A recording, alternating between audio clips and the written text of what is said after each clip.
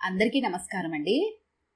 ఈరోజు మనం అపార్థాలు తొలగిన వేళ అనే ఓ చక్కటి కథను విందాం. ఇక కథలోకి వెళ్దాం. అది బెంగళూరు మహానగరం. ఉదయం 8 గంటలు. ఒక పెద్ద గేటెడ్ కమ్యూనిటీలోని అపార్ట్మెంట్ ముందు క్యాబ్ ఆగింది. అందులో నుంచి 2 వ్యక్తులు దిగారు. శేషగిరిరావు, పార్వతమ్మ. చేతుల్లో 2 పెద్ద సూట్ కేసులు, వెనుక ఒక చిన్న బ్యాగు. క్యాబ్ డోర్ తీసుకుని బయటకొచ్చేలోపే రాఘవ్ పరిగెత్తుకుంటూ వచ్చాడు. అమ్మా, నాన్న అంటూ ఇద్దరిని ప్రేమగా కౌగిలించుకున్నాడు. ఎలా ఉన్నారు? బావున్నాంరా. ప్రయాణం అలసటగా అనిపించలేదా? నువ్వు కనిపించిన తర్వాత అలసటంతా పోయింది, శేషగిరిరావు నవ్వుతూ అన్నాడు. తల్లిదండ్రులిద్దరినీ తన ఇంటికి తీసుకెళ్లాడు రాఘవ్. ఇంతలో వంటగదిలో నుంచి నందిని బయటకొచ్చింది. చేతిలో నీళ్ల గ్లాసులు, ముఖంపైన ఆహ్లాదకరమైన చిరునవ్వు. రెండత్తయ్య, రండి మావయ్య అంటూ ఇద్దరికీ నమస్కారం చేసింది. శేషగిరిరావు వెంటనే ఆశీర్వదించాడు. చల్లగా ఉండమ్మా. కాని పార్వతమ్మ మాత్రం అని మాత్రమే చెప్పి లోపలికి నడిచింది.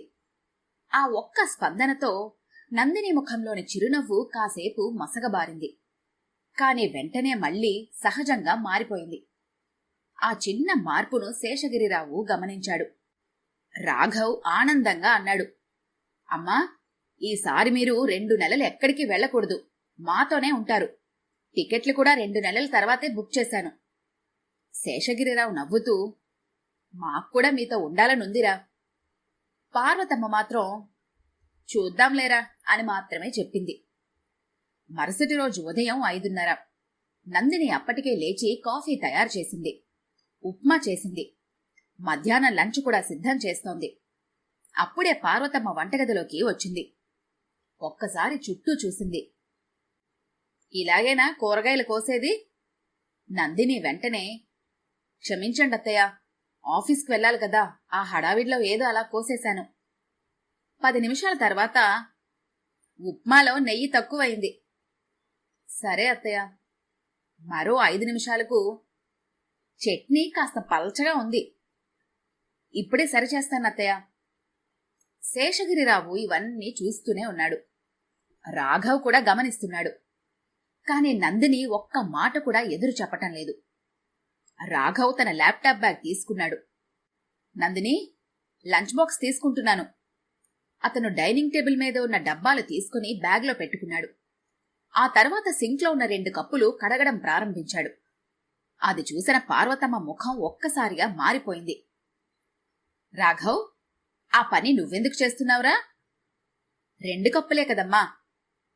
ఏరా, అది కూడా చేయలేదా కోడలు? రాఘవ్ నవ్వుతూ అన్నాడు. అమ్మా, మేమిద్దరం ఉద్యోగాలు చేస్తున్నాము, ఇంటి పని కూడా ఇద్దరం కలిసే చేస్తాము. ఆ మాట పార్వతమ్మకు అస్సలు నచ్చలేదు. మా కాలంలోనా మగవాళ్లు వంటగదిలోకి కూడా వచ్చేవారు కాదు. శేషగిరిరావు పేపర్ మడిచి నవ్వుతూ అన్నాడు. మా కాలంలో మొబైల్ కూడా లేదు. ఇప్పుడు రోజంతా ఫోన్లో వీడియోలు చూస్తుంది ఎవరో మరి. రాఘవ్ నవ్వేశాడు. నందిని కూడా నవ్వు ఆపుకుంది. పార్వతమ్మ మాత్రం, మీ నాన్నెప్పుడు నన్ను అనటంలో ముందుంటారు అంటూ అక్కడి నుంచి వెళ్లిపోయింది. ఆఫీస్కి బయలుదేరే ముందు నందిని అత్తమామల దగ్గరకు వచ్చింది. మావయ్య, మధ్యాహ్నం భోజనం టేబుల్ మీద పెట్టాను, మందులు కూడా పక్కనే ఉన్నాయి. ఏవైనా అవసరం ఉంటే నాకు ఫోన్ చేయండి, ఆఫీస్ నుంచి వచ్చేటప్పుడు తీసుకొస్తాను. శేషగిరిరావు ప్రేమగా అన్నాడు. సరే అమ్మా. ఆమె పార్వతమ్మ వైపు చూసింది. అత్తయ్య, మీకేవైనా ప్రత్యేకంగా చెయ్యాలంటే సాయంత్రం చెప్పండి. పార్వతమ్మ కోడలి ముఖమైనా చూడకుండా, ఏం అవసరం లేదులే అమ్మా అని చెప్పింది. నందిని చిరునవ్వుతో, సరే అత్తయ్య అని బయటకు వెళ్లిపోయింది. తలుపు మూసుకుపోయిన వెంటనే పార్వతమ్మ ఒక దీర్ఘ నిశ్వాసం విడిచింది. ఏంటండి, ఈ పిల్ల ఎంత చేసినా నాకెందుకో మనసుకి దగ్గర కావటం లేదు ఈ అమ్మాయి. శేషగిరిరావు ఆమె వైపు చూసి ప్రశాంతంగా అడిగాడు. నిజంగా నందిని చేసిన తప్పేంటి? పార్వతమ్మ మౌనంగా ఉంది. కొద్దిసేపటి తర్వాత నెమ్మదిగా అంది. తప్పు ఆ పిల్లది కాదు. నా కొడుకు నా మాట వినకుండా ప్రేమ పెళ్లి చేసుకోవటమే. నా తమ్ముడు కూతుర్ని ఇంటికి కోడలుగా చూడాలన్న నా కల ఆ రోజే ముగిసిపోయింది. ఆ మాట విన్న శేషగిరిరావు ఏమీ మాట్లాడలేదు. కాని ఆయనకొక విషయం మాత్రం అర్థమైంది. నందినికి శత్రువు ఆమె చేసిన తప్పులు కాదు, పార్వతమ్మ మనసులో ఇంకా చావని పాత గాయం. ఆ గాయం మానకపోతే ఈ ఇంట్లో ప్రశాంతత ఎప్పటికీ రాదని ఆయనకి బాగా తెలుసు. రోజులు వేగంగా గడుస్తున్నాయి. అత్తమామలొచ్చి వారం రోజులైపోయింది. ఈ 7 రోజుల్లో నందిని ఉదయం నుంచి రాత్రి వరకు ఒక్క నిమిషం కూడా ఖాళీగా కూర్చోలేదు. ఉదయం 5:30 గంటలకు లేస్తుంది. అత్తమామలకు కాఫీ, టిఫిను, మధ్యాహ్న భోజనం, ఇంటిని సర్దటం, తర్వాత ఆఫీస్కి బయలుదేరటం. సాయంత్రం ట్రాఫిక్లో 1.5 గంటల ప్రయాణం చేసి ఇంటికి చేరగానే మళ్లీ వంటగదిలోకే వెళ్లేది. రాఘవ్ కూడా తన వంతు సహాయం చేసేవాడు. కూరలు తరిగేవాడు, డైనింగ్ టేబుల్ సర్దేవాడు, పాత్రలు కడిగేవాడు. అది చూసినప్పుడల్లా పార్వతమ్మ ముఖంలో అసంతృప్తి స్పష్టంగా కనిపించేది. ఒక ఉదయం నందిని ఇడ్లీ చేసింది. అందరూ టిఫిన్ తినడానికి కూర్చున్నారు. పార్వతమ్మ ఒక్క ముక్క తిని, ఇడ్లీ ఏంటి ఇంత మెత్తగా ఉంది? నందిని చిరునవ్వుతో, అదే అత్తయ్య, చాలా మెత్తగా వచ్చాయి ఈరోజు. సరే, రేపు కొంచెం జాగ్రత్తగా చేస్తాను. మరుసటి రోజు కొంచెం గట్టిగా చేసింది. ఇవాళేంటి రాయిలాగా చేశావు? శేషగిరిరావు నవ్వుకుంటూ అన్నాడు. పార్వతి, నువ్వు చెప్పినట్టు చేస్తే ఒక తప్పు, చెయ్యకపోతే ఇంకో తప్పు. పాపం, ఆ అమ్మాయి ఏం చెయ్యాలి? మీరు మధ్యలో మాట్లాడకండి అని పార్వతమ్మ చిన్నగా విసుక్కుంది. ఆ రోజు మధ్యాహ్నం రాఘవ్, నందిని ఇద్దరూ ఆఫీస్కి వెళ్ళిపోయారు. శేషగిరిరావు బాల్కనీలో టీ తాగుతున్నాడు. పార్వతమ్మ పక్కనే కూర్చుంది. పార్వతి, ఒకటి అడగనా? అడగండి. నందిని నిన్నొక్క రోజైనా ఎదురు మాట్లాడిందా? లేదు. ఇంటి పని చెయ్యనని చెప్పిందా? లేదే. మనం వచ్చినప్పటి నుంచి నీకు గౌరవం తగ్గించిందా? లేదండి. ఏంటి మీ గోల? మరి నీకా పిల్ల మీద ఎందుకంత కోపం?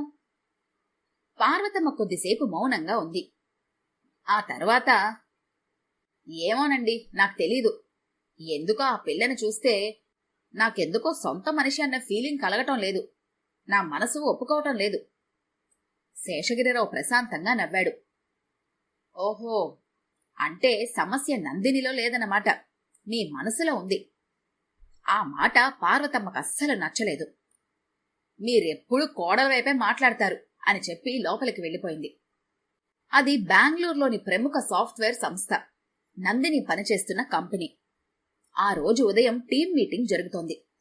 అందరూ కాన్ఫరెన్స్ రూంలో కూర్చున్నారు. మేనేజర్ విక్రమ్ స్క్రీన్ పైన ఒక కొత్త ప్రాజెక్ట్ను ప్రెజెంట్ చేస్తున్నాడు. ఈ మాడ్యూల్ డిజైన్ నేనే తయారు చేశాను, ఈ ఆటోమేషన్ ఐడియా కూడా నాదే అని అందరికీ చెబుతున్నాడు. నందిని తలదించుకొని కూర్చుంది. ఎందుకంటే ఆ ప్రెజెంటేషన్లో ఉన్న ప్రతి స్లైడు, ప్రతి ఐడియా, ప్రతి కోడ్ ఆమె గత 15 రోజులు కష్టపడి నిన్న రాత్రి 2 గంటల వరకు మేల్కొని తన ల్యాప్టాప్లో పూర్తి చేసింది. కాని ఈరోజు అందరి ముందు ప్రశంసలు అందుకుంటున్నది మాత్రం విక్రమ్.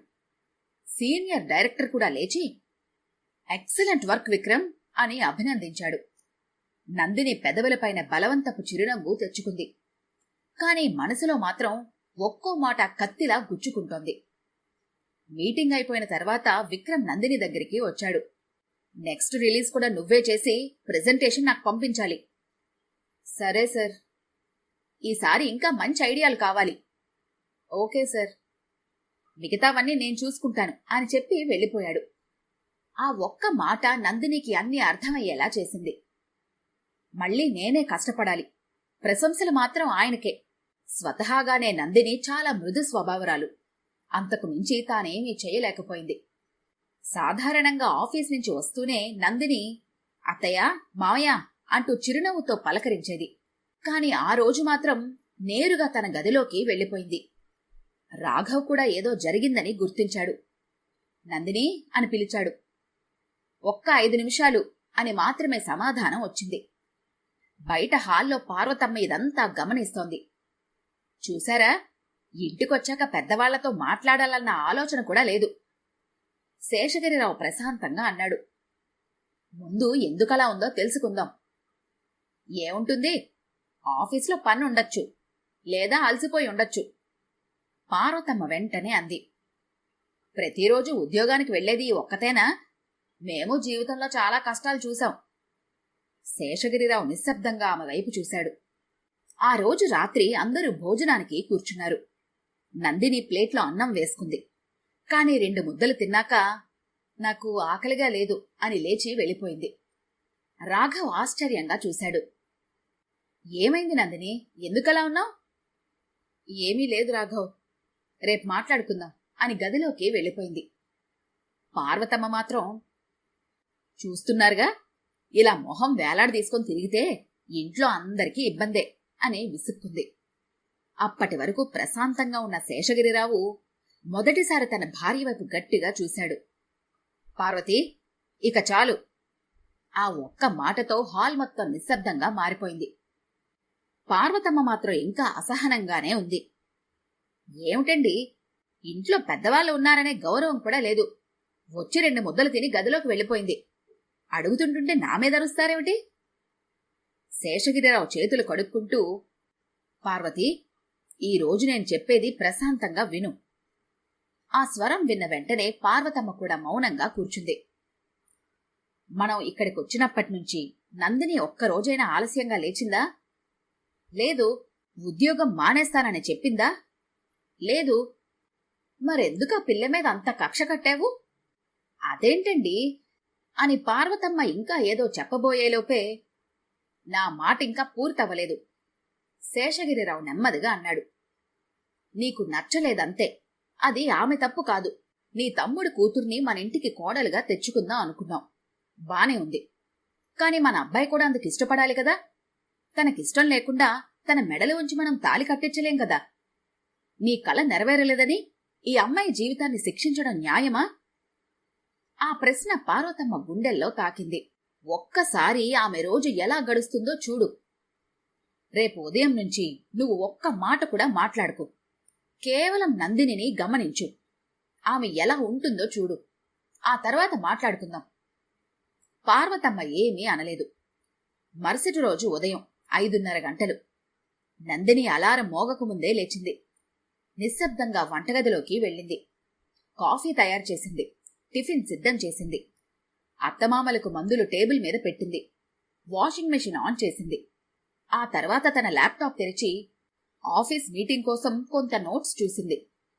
పార్వతమ్మ వంటగది తలుపు దగ్గర నిలబడి ఇదంతా గమనిస్తోంది. నందిని ఒక్కసారి కూడా ఎవరూ సహాయం చేయరు అని అనుకోలేదు.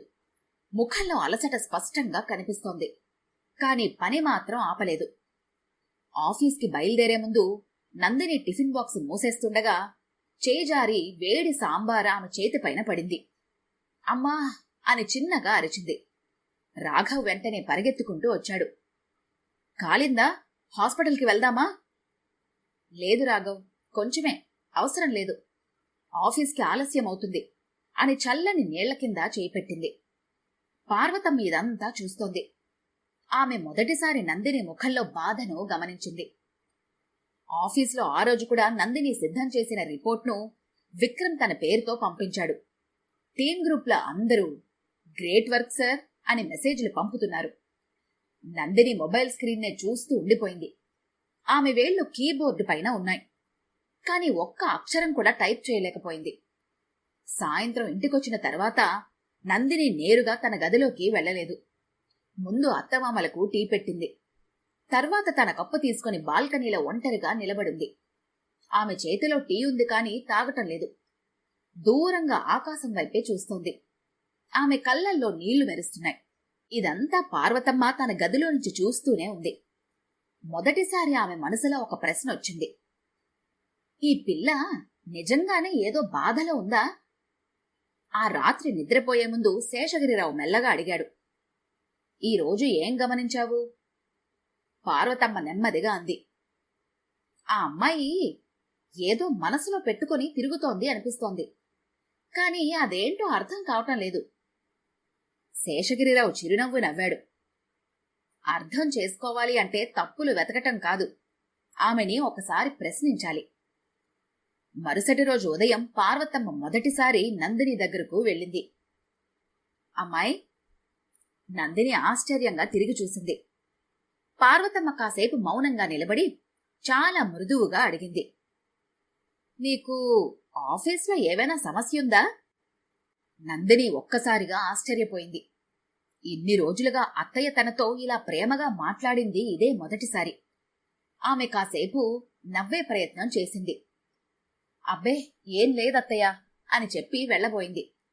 కాని పార్వతమ్మ ఆమె చేతిని మెల్లగా పట్టుకుంది. నందిని, నువ్వు నవ్వితే నీ కళ్ళు కూడా నవ్వాలి. కాని కొన్ని రోజులుగా నీ పెదవులు మాత్రమే నవ్వుతున్నాయి. కళ్లల్లో మాత్రం బాధ కనిపిస్తోంది. ఆ మాట విన్న నందిని ఇక ఆగలేకపోయింది. ఆమె కళ్లల్లో నీళ్లు నిండిపోయాయి. వీరి సంభాషణ వింటున్న శేషగిరిరావు కూడా అక్కడికే వచ్చి కూర్చున్నాడు. చెప్పమ్మా, మనసులో దాచుకుంటే బాధ పెరుగుతుంది. నీకు మేమంతా ఉన్నాం కదా, చెప్పు, ఏమైంది? నందిని లోతుగా ఊపిరి పీల్చుకుంది.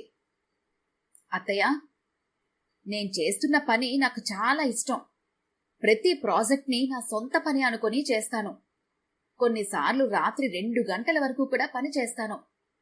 కానీ ఆమె గొంతు వణుకుతోంది.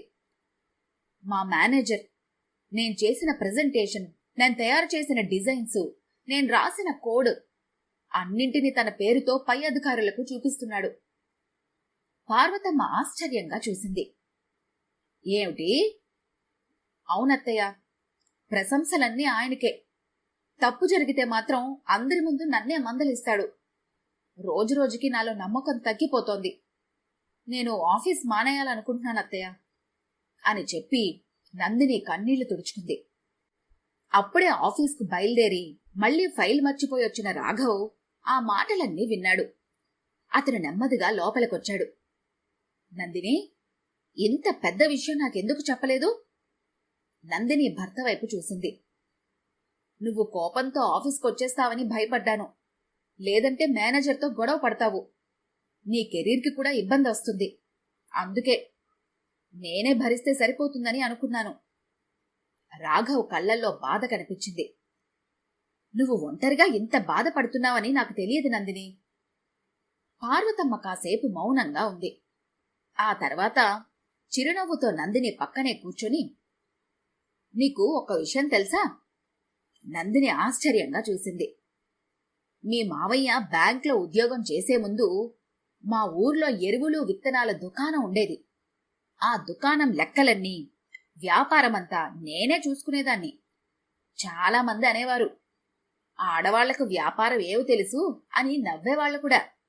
కాని మాటలతో కాదు, నా పనితో వాళ్ళకి సమాధానం చెప్పాలి అనుకున్నాను. శేషగిరిరావు నవ్వుతూ అన్నాడు. ఆ రోజుల్లో మీ అత్తయ్య చేసిన లెక్కల్లో ₹1 కూడా తేడా వచ్చేది కాదమ్మా. చాలా పెద్ద పెద్ద రైతులు మీ అత్తయ్య సలహా అడిగి వెళ్లేవాళ్లు. నందిని ఆశ్చర్యంగా అత్తయ్య వైపు చూసింది. అత్తయ్యకి ఇంత అనుభవం ఉందా అని ఆమె మనసులో అనుకుంది. పార్వతమ్మ నందిని చేతులు పట్టుకుంది. వినమ్మా, నీ కష్టాన్ని ఎవరో దొంగలించచ్చు, నీ ఆలోచనను కూడా కాపీ కొట్టచ్చు. కాని నీ తెలివిని ఎవ్వరూ దొంగలించలేరు. నందిని శ్రద్ధగా ఉంటోంది. ఇక నుంచి నువ్వు చేసే ప్రతి పని, ప్రతి మెయిలు, ప్రతి రిపోర్టు టీంలో అందరికీ కనిపించేలా పంపు. నీ ఐడియాలను ప్రెజెంటేషన్లో నువ్వే వివరించే అవకాశం అడుగు. నీ పని గురించి నువ్వే మాట్లాడటం నేర్చుకో. నిశ్శబ్దంగా కష్టపడటం మంచిదే, కాని నీ కష్టం ఎవరిదో ప్రపంచానికి తెలియాలి. రాఘవ్ కూడా ఆశ్చర్యంగా చూస్తున్నాడు. ఇంత లోతుగా, ఇంత ఆత్మవిశ్వాసంగా తన అమ్మ మాట్లాడటం అతనెప్పుడూ వినలేదు. నువ్వు సమస్యను ఎదిరించాలి కాని సమస్య నుంచి పారిపోవాలి అని చూడకూడదు. సరే, ఉద్యోగం మానేశావు, వేరే దగ్గర జాయిన్ అయ్యావు. అక్కడ కూడా ఇలాంటి మేనేజర్ ఉండడని గ్యారంటీ ఏంటమ్మాయి? అంటూ అత్తగారు చెప్పిన మాటలు నందిని గుండెల్లో 1000 ఏనుగుల బలాన్ని నింపాయి. ఆ రోజు ఆఫీస్కి వెళ్లే ముందు నందిని అత్తయ్య కాళ్ళకు నమస్కారం చేసింది. అత్తయ్య, నేనీవేళ ఒక కొత్త నందినిలా ఆఫీస్కి వెళ్తున్నాను. పార్వతమ్మ నవ్వుతూ ఆమె నుదుటిపైన చేయి పెట్టింది. గుర్తుపెట్టుకో, ఎదుటివాడిని ఓడించడం గెలుపు కాదు, నీ విలువను ప్రపంచానికి నిరూపించుకోవటమే అసలైన గెలుపు. నందిని ఆ మాటలను మనసులోనే పెట్టుకుని ఆఫీస్కి బయలుదేరింది. ఆమె అడుగుల్లో ఇప్పటి వరకు కనిపించని ఆత్మవిశ్వాసం ఉంది. అది గమనించిన శేషగిరిరావు పార్వతమ్మ వైపు చూసి గర్వంగా నవ్వుకున్నాడు. చూసావా పార్వతి, ఒక్క మంచి మాట ఒక మనిషి జీవితాన్నే మార్చేస్తుంది. పార్వతమ్మ కూడా మెల్లగా నవ్వుకుంది. కాని ఆమె మనసులో మరో ఆలోచన ఉంది. ఈరోజు నా కోడలేం చేస్తుందో, ఎలా అయినా తను గెలవాలి. ఆమె కోసం నేను కూడా ఎదురు చూస్తాను. అదే సమయంలో ఆఫీసులో విక్రమ్ మరోసారి నందిని తయారు చేసిన కొత్త ప్రాజెక్ట్ ఫైల్ను తన ల్యాప్టాప్లో తెరిచాడు. ఈసారి కూడా ప్రశంసలు నాకే వస్తాయి అని తనలో తానే నవ్వుకున్నాడు. కాని ఈసారి ఎదురుగా ఉన్నది పాత నందిని కాదు, తన విలువను నిరూపించుకోవాలని నిర్ణయించుకున్న కొత్త నందిని. నందిని ఆఫీస్లోకి అడుగుపెట్టిన తీరు చూసినప్పటి నుంచి ఆమె సహోద్యోగులకి ఏదో కొత్తగా అనిపించింది. ఇన్ని రోజులుగా మౌనంగా ఉండే నందిని ఈ రోజు మాత్రం ప్రశాంతంగా ఉంది. అసలు ఆమెలో భయమే కనిపించడం లేదు, ఆత్మవిశ్వాసం మాత్రమే కనిపిస్తోంది. తన డెస్క్ దగ్గరికి వెళ్లి ల్యాప్టాప్ ఆన్ చేసింది. ముందుగా ఒక పని చేసింది. గత 3 నెలల్లో తాను చేసిన ప్రతి ప్రాజెక్ట్కి సంబంధించిన files, emails, design drafts, code versions అన్నింటినీ ఒక్కసారి పరిశీలించింది. ప్రతి ఫైల్ మీద ఎప్పుడు రూపొందించిందో, ఎవరికి పంపిందో అన్నీ స్పష్టంగా కనిపిస్తున్నాయి. ఆమె మనసులో అత్తయ్య మాటలు మళ్లీ వినిపించాయి. నీ కష్టం ప్రపంచానికి తెలియాలి. ఆ రోజు మధ్యాహ్నం విక్రమ్ టీం మొత్తాన్ని మీటింగ్ రూమ్కి పిలిచాడు. వచ్చే వారం మన కంపెనీకి చాలా ముఖ్యమైన క్లయింట్ మీటింగ్ ఉంది. ఆ ప్రాజెక్ట్ సక్సెస్ అయితే కంపెనీకి పెద్ద ఒప్పందం వస్తుంది. అందరూ శ్రద్ధగా వింటున్నారు. నందిని, టెక్నికల్ డిజైన్స్ అన్ని నువ్వే తయారు చేయాలి. Okay sir. మిగతా ప్రెజెంటేషన్ నేను చూసుకుంటాను, అతను మామూలుగానే అన్నాడు. కాని ఈసారి నందిని ప్రశాంతంగా చెయ్యెత్తింది. సార్? విక్రమ్ ఆశ్చర్యంగా చూశాడు. చెప్పు నందిని. ప్రాజెక్ట్ డిజైన్ నేను చేస్తున్నాను కాబట్టి ఫైనల్ ప్రెజెంటేషన్లో టెక్నికల్ పార్ట్ని కూడా నేనే వివరించాలి అనుకుంటున్నాను. మీటింగ్ రూమ్ ఒక్కసారిగా నిశ్శబ్దమైంది. విక్రమ్ ముఖంలో చిరునవ్వు మాయమైంది. అది అవసరం లేదు, నేను చూసుకుంటానని చెప్పాను కదా. నందిని మర్యాదగా సమాధానం చెప్పింది. సార్, డిజైన్ చేసిన వ్యక్తి వివరించినప్పుడే క్లయింట్ ప్రశ్నలకు వెంటనే సమాధానం ఇవ్వడం సులభంగా ఉంటుంది. ఆ సమయంలో ప్రాజెక్ట్ డైరెక్టర్ కూడా మీటింగ్లోనే ఉన్నాడు. ఆయన వెంటనే అన్నాడు, yeah, that's a good point. Nandini present చేస్తేనే బాగుంటుంది. ఇక విక్రమ్ ఏమీ మాట్లాడలేకపోయాడు. ఓకే అని మాత్రమే అన్నాడు. 2 రోజుల తర్వాత క్లయింట్ ప్రెజెంటేషన్. కాన్ఫరెన్స్ హాల్లో కంపెనీ ఉన్నతాధికారులందరూ కూర్చున్నారు. విక్రమ్ మొదటి 2 నిమిషాలు మాట్లాడి, ఇప్పుడు టెక్నికల్ సొల్యూషన్ను నందిని వివరిస్తుంది అని చెప్పాడు. నందిని లేచింది. ఒక్క క్షణం ఆమెకు భయం వేసింది. అదే సమయంలో ఉదయం ఇంట్లో బయలుదేరే ముందు పార్వతమ్మ చెప్పిన మాట గుర్తొచ్చింది. నువ్వు ఎవరికీ తక్కువ కాదు, నీ పని మీద నమ్మకం ఉంచు. నందిని లోతుగా ఊపిరి తీసుకుంది. ప్రెజెంటేషన్ ప్రారంభించింది. ఒక్కో స్లైడు చాలా స్పష్టంగా వివరించింది. క్లయింట్లు అడిగిన ప్రశ్నలకు ఆలోచించి సమాధానం చెప్పింది. ముగిసే సమయానికి హాల్ అంతా చప్పట్లతో మార్మ్రోగింది. కంపెనీ వైస్ ప్రెసిడెంట్ లేచి, ఎక్సలెంట్ ప్రెజెంటేషన్ నందిని, ఈ సొల్యూషన్ వెనుకున్న ఆలోచన చాలా అద్భుతంగా ఉంది అని అభినందించాడు. నందిని చిరునవ్వుతో థ్యాంక్ యూ సార్ అంది. మీటింగ్ ముగియబోతుండగా వైస్ ప్రెసిడెంట్ మరో ప్రశ్న అడిగాడు. ఈ ప్రాజెక్టు ప్రారంభం నుంచి మొత్తం డిజైన్ ఎవరు చేశారు? విక్రమ్ మాట్లాడేందుకు ముందుకొచ్చాడు. అప్పుడే ప్రాజెక్ట్ డైరెక్టర్ సమాధానం ఇచ్చాడు. Entire technical architecture was designed by Nandini. మొదటి కాన్సెప్ట్ నుంచి ఫైనల్ సొల్యూషన్ వరకు అన్నీ నందినిదే. హాల్లో ఉన్నవాళ్లంతా ఆమె వైపు చూసి చప్పట్లు కొట్టారు. విక్రమ్ ముఖం ఒక్కసారిగా మారిపోయింది. ఈసారి ఆమె కష్టానికి ఆమెకే గుర్తింపొచ్చింది. ఇంటికి తిరిగొస్తూ కారులో కూర్చున్న నందిని మొబైల్ తీసుకుంది. రాఘవ్కు కాల్ చేయబోయింది. కాని వెంటనే ఆగిపోయింది. తనలో తాను చిరునవ్వు నవ్వుకుంది. ఈ సంతోషం ముందు అత్తయ్యతోనే పంచుకోవాలి అని అనుకుంది. ఆమె కారు అపార్ట్మెంట్ గేట్లోకి తిరిగింది. పై బాల్కనీలో నిలబడి ఉన్న పార్వతమ్మ ఆమెను చూసి తెలియకుండానే చిరునవ్వు నవ్వింది. ఆ నవ్వు ఇప్పటి వరకు నందిని ఎప్పుడూ చూడలేదు. అపార్ట్మెంట్ లిఫ్ట్ నెమ్మదిగా 5వ అంతస్తు వద్ద ఆగింది.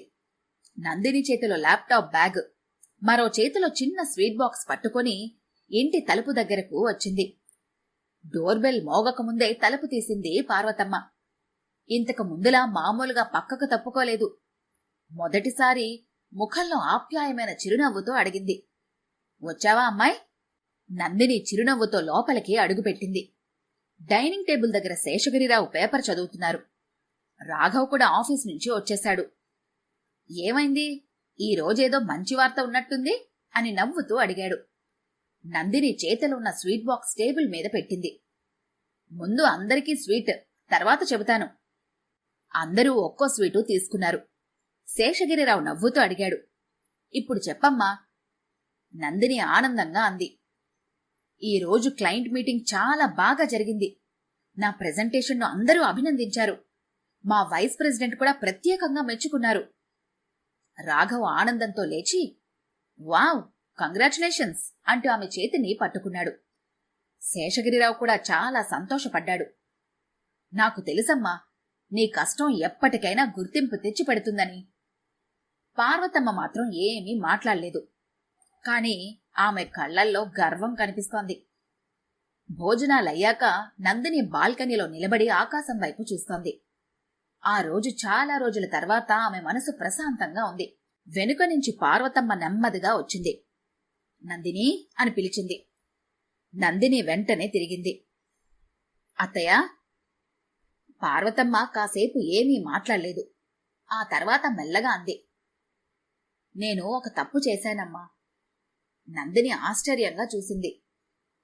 నువ్వు ఈ ఇంట్లో అడుగుపెట్టిన రోజు నుంచే నిన్ను నా మనసుతో చూడలేదు. నా మనసులో ఉన్న పాత బాధతో చూశాను. అందుకే నువ్వు చేసిన మంచి కూడా నాకు కనిపించలేదు. నువ్వు నవ్వినా తప్పే కనిపించేది. నువ్వు మౌనంగా ఉన్నా అదీ తప్పే అనిపించేది. పార్వతమ్మ గొంతు కాస్త వణికింది. కాని ఈ కొన్ని రోజులుగా నిన్ను గమనించాను.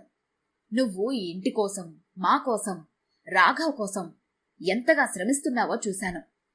ఆఫీస్లో నీ బాధ తెలిసిన రోజు నిన్ను నేను ఎంత తప్పుగా అర్థం చేసుకున్నానో తెలిసింది. నందిని కళ్లల్లో కూడా నీళ్లు నిండాయి. అత్తయ్య, నాకు మీ మీద ఎప్పుడూ కోపం లేదు. మీరు నన్ను అంగీకరించడానికి సమయం పడుతుందని నాకు తెలుసు. అందుకే మీరు చెప్పిన ప్రతి మాటను భరించాను. ఒకరోజు మీరు నన్ను అర్థం చేసుకుంటారని నమ్మాను. పార్వతమ్మ ఆశ్చర్యపోయింది. అంటే నువ్వు నా మీద మనసులో ఎప్పుడు తిట్టుకోలేదా? నందిని చిరునవ్వు నవ్వింది. మనసులో తిట్టుకొని ఉంటే మీతో ఇలా మాట్లాడేదాన్నా? ఆ మాట విన్న పార్వతమ్మ ఇక ఆగలేకపోయింది. ఆమె నందినిని దగ్గరకు తీసుకొని గట్టిగా హత్తుకుంది. నన్ను క్షమించమ్మా. ఇకపై నీ కళ్లల్లో ఇలాంటి బాధ నాకు కనిపించకూడదు. నా కోడలు ప్రతి విషయంలో ధైర్యంగా ముందడుగు వేయాలి. నందిని కూడా అత్తయ్యను హత్తుకొని చిన్నపిల్లలా ఏడ్చింది. అప్పుడే నీళ్లు తాగడానికి బయటకొచ్చిన రాఘవ్ ఆ దృశ్యం చూసి ఆగిపోయాడు. శేషగిరిరావు కూడా వచ్చాడు. ఇద్దరూ ఒకరినొకరు చూసుకొని చిరునవ్వు నవ్వుకున్నారు. రాఘవ్ నెమ్మదిగా అన్నాడు, నాన్నా, ఈ దృశ్యం కోసం నేను ఎంతకాలం ఎదురుచూశానో తెలుసా? శేషగిరిరావు తన భుజం మీద చెయ్యి వేసి, ఇంట్లో గెలవాల్సింది ఎవరూ కాదురా, మనసులే. 2 నెలలు ఎలా గడిచిపోయాయో ఎవరికీ తెలియలేదు. గ్రామానికి తిరిగి వెళ్లే రోజొచ్చింది పార్వతమ్మ శేషగిరిరావు దంపతులకు. పార్వతమ్మ తన బ్యాగ్ సర్దుకుంది. బయలుదేరే ముందు నందిని చేతులు పట్టుకుంది. అమ్మా, మేము ఊరెళ్ళిపోతున్నామని, నీకు దూరంగా ఉంటున్నామని అనుకోకు. ఆఫీస్లో గాని ఇంట్లో గాని నీకు ఏ సమస్య వచ్చినా ముందు నాకే ఫోన్ చేయాలి, సరేనా? నందిని నవ్వుతూ తలూపింది. అలాగే అత్తయ్య, మీరు కూడా మందులు సమయానికి వేసుకోవాలి. మావయ్య మాట వినాలి. శేషగిరిరావు నవ్వుతూ అన్నాడు. చూసావా పార్వతి, ఇప్పుడు ఎవరు ఎవరికి జాగ్రత్తలు చెబుతున్నారో? అందరూ హాయిగా నవ్వేశారు. 1 నెల రోజుల తర్వాత ఆదివారం ఉదయం పార్వతమ్మ ఇంటి ముందు కారు ఆగింది. దిగింది రాఘవ్, నందిని. వాళ్ల చేతుల్లో పండ్లు, స్వీట్లు మాత్రమే కాదు, వాళ్ళ కళ్లల్లో ఆనందం కూడా ఉంది. నందిని ఇంట్లోకి అడుగు పెడుతూనే అత్తయ్యా అని పిలిచింది. వంటగదిలో నుంచి పార్వతమ్మ వచ్చావా అమ్మా అంటూ బయటకొచ్చింది. ఈసారి ఆ పిలుపులో ఎలాంటి దూరం లేదు, ఎలాంటి అపార్థమూ లేదు, ఆప్యాయత మాత్రమే ఉంది. శేషగిరిరావు ఆ ఇద్దరినీ చూస్తూ చిరునవ్వు నవ్వాడు. చూసావా రాఘవ్, ఒక ఇంట్లో ప్రేమ పెరగాలంటే పెద్ద అద్భుతాల అవసరం లేదు. ఎదుటివారి మనసు అర్థం చేసుకోవాలనే చిన్న ప్రయత్నం చాలు. తన తల్లిని, భార్యను అలా నవ్వుతూ చూస్తున్న రాఘవ్కు ఈ ఇద్దరు కలిసి నవ్వుతున్న దృశ్యం కంటే గొప్ప ఆనందం మరొకటి లేదు అనిపించింది. తనకు ప్రమోషన్ వచ్చిందనే విషయం అత్తమామలతో చెప్పి హాయిగా అందరికీ స్వీట్లు పంచుతోంది నందిని. నందిని తన ప్రతి విజయాన్ని ముందుగా అత్తయ్యతోనే పంచుకునేది. పార్వతమ్మ కూడా ప్రతి సమస్యలో ముందుగా కోడలికే ధైర్యం చెప్పేది. ప్రేమ పెళ్లి ఒకప్పుడు పార్వతమ్మకు నచ్చలేదు. కాని ఆ ప్రేమే ఆమెకు ఒక మంచి కోడల్ని మాత్రమే కాదు, జీవితాంతం గర్వపడే ఒక మనిషిని కూడా ఇచ్చింది. కొన్నిసార్లు మనుషులు చెడ్డవాళ్లు కాదు, మన మనసులోని అపార్థాలే వారిని తప్పుగా చూపిస్తాయి. తప్పులు వెతికే చూపు కంటే బాధను అర్థం చేసుకునే హృదయం గొప్పది. ఒక మంచి మాట ఒకరి జీవితాన్ని మార్చగలదు.